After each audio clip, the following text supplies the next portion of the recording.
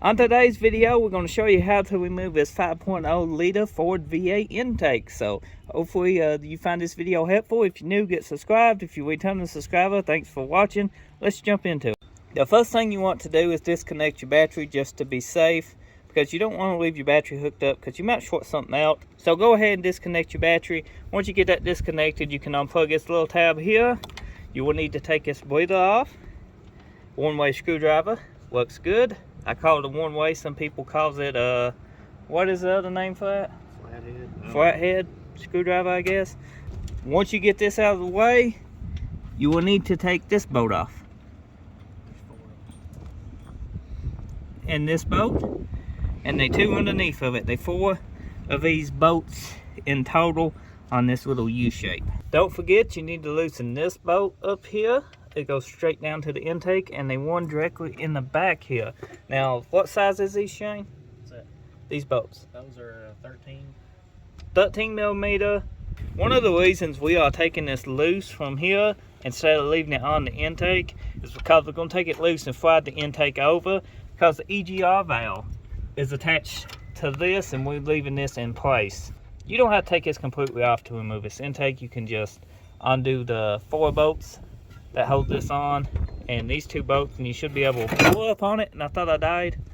That was scary. If you seen a hood pop, the wind took it because it's windy today. They also intake bolts under this badge here. You will need to take it off. They 4 screws holds it on. Torx heads, Allen head type style. You can see piece here has been took off before. The 2 bolts underneath the piece needs removed. Loosen your 2 top bolts up again. Don't forget them. Then you got a bolt over here. Shane, can you point that out? You're on the other side of the motor.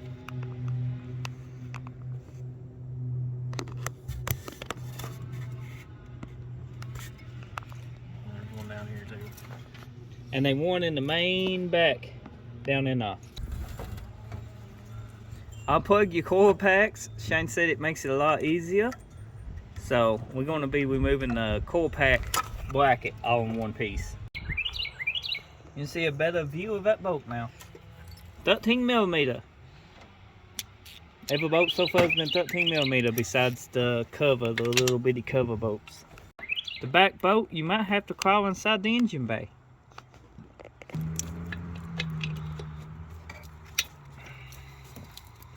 Get around a sketchy hood prop here, and Shane's going to show us how to remove this. And as you go removing this, you might have to unplug some hoses and stuff. Just be mindful of that.